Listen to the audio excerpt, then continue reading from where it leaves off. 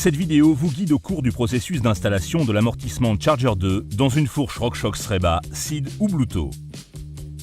Le processus est similaire aux autres fourches RockShox, mais consultez le manuel d'entretien de la fourche pour les instructions spécifiques.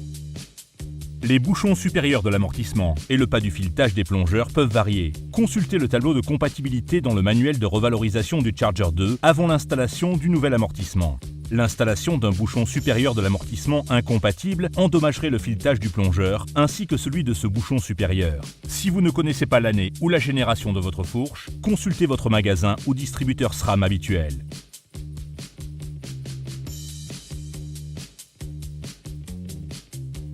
Retirez la roue du vélo.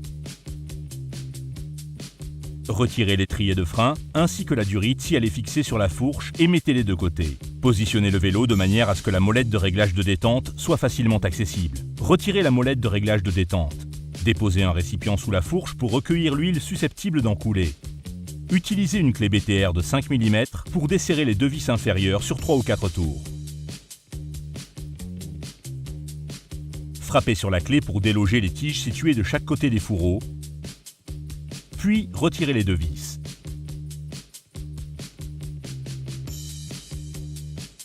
Tirez fermement les fourreaux vers le bas jusqu'à ce que du liquide commence à couler. Continuez à tirer vers le bas jusqu'à retirer les fourreaux de la fourche.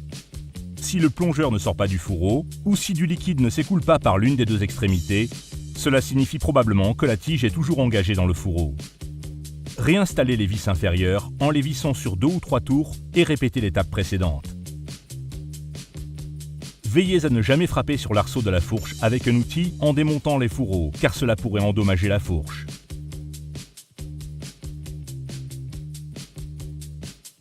Le démontage de l'amortissement est le même pour toutes les fourches RockShox. Les molettes, visseries et amortissements dont sont équipées les fourches peuvent varier. Consultez le manuel d'entretien de votre fourche pour obtenir des instructions plus détaillées. Assurez-vous que le réglage de compression de la fourche est en position ouverte. Retirez la vis de maintien et la molette de réglage de compression. Dévissez le capuchon supérieur du système d'amortissement. Retirez le système d'amortissement en le tirant lentement mais fermement vers le haut et en le faisant légèrement tourner. Ne forcez pas sur l'amortissement si vous sentez une résistance en le sortant du plongeur. Cela pourrait séparer le piston du tube de l'amortissement. Repoussez la tige de détente dans le plongeur. Retirez le circlips. Tirez sur la tige de détente jusqu'à sa complète extension et placez un chiffon autour du plongeur. Retirez la détente ainsi que le bouchon d'étanchéité. Placez un récipient pour récupérer l'huile sous la fourche. Du liquide va s'écouler du plongeur.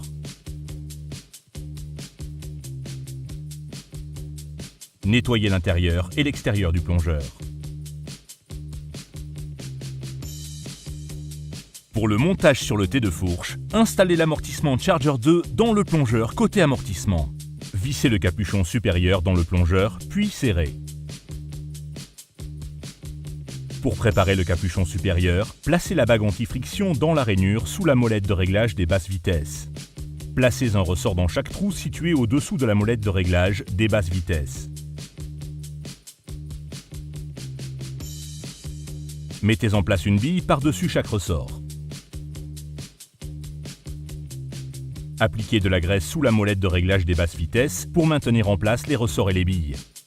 Mettez en place la molette de réglage des basses vitesses sur la molette de verrouillage. Placez l'ensemble sur le capuchon du Charger 2. La molette doit tourner de la position ouverte vers fermée.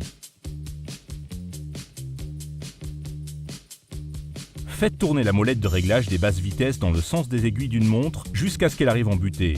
Installez la vis de fixation. Pour le réglage de la commande de rappel, installez l'amortissement Charger 2 dans le plongeur côté amortissement. Vissez le capuchon supérieur dans le plongeur, puis serrez.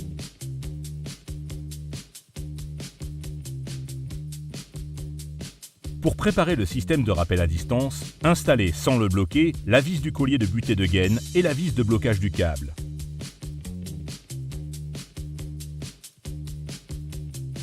Graissez la bague anti-friction et installez-la dans le système de rappel.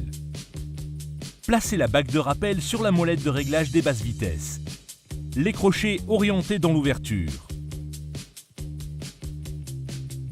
Placez la molette de réglage dans le mécanisme de rappel. Avec une pointe fine, appuyez sur le bord de la bague anti-friction pour installer la molette de réglage des basses vitesses dans le mécanisme de rappel. Mettez le collier de butée de gaine en place avec le guide câble tourné vers l'avant. Installez le système de rappel à distance en orientant la vis de blocage du câble sur une plage de 87 degrés. Faites tourner la molette de réglage des basses vitesses dans le sens des aiguilles d'une montre jusqu'à ce qu'elle arrive en butée. Installez la vis de fixation de la molette de réglage des basses vitesses, puis serrez-la. Serrez à la main le collier de butée de gaine. Ne serrez pas trop la vis du collier de butée de gaine.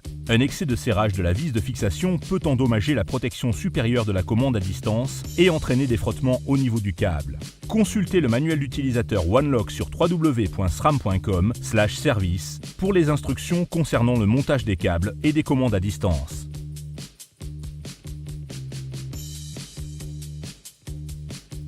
Après 50 heures d'utilisation, si votre fourche doit faire l'objet d'une révision des fourreaux, visionnez la vidéo RockShox sur l'entretien des 50 heures pour les fourreaux sur sram.com/service. Lubrifiez les surfaces internes des joints racleurs des fourreaux. Retournez le vélo sur le pied d'atelier de manière à ce que les trous de fixation des fourreaux soient orientés vers le haut. Faites coulisser les fourreaux sur les plongeurs de manière à ce que les bagues supérieures s'emboîtent dans les plongeurs. Veillez à ce que les deux joints racleurs coulissent autour des tubes sans que le bord extérieur des joints ne se plie. L'intérieur des fourreaux ne doit jamais entrer en contact avec les tiges du ressort ou de l'amortissement. Laissez un espace entre l'extrémité des tiges et des trous de fixation des fourreaux. Introduisez l'embout d'une seringue dans le trou de fixation de chacun des fourreaux pour lubrifier l'intérieur des fourreaux. Injectez l'huile. Ne dépassez pas le volume d'huile recommandé par fourreau au risque d'endommager la fourche.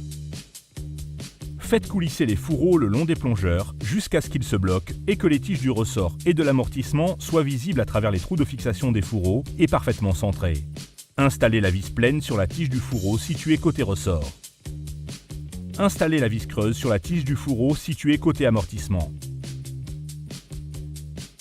Serrez les deux vis inférieures au couple requis.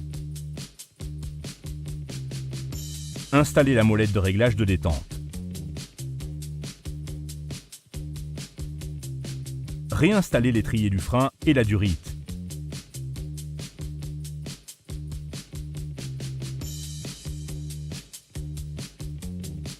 Installez la roue.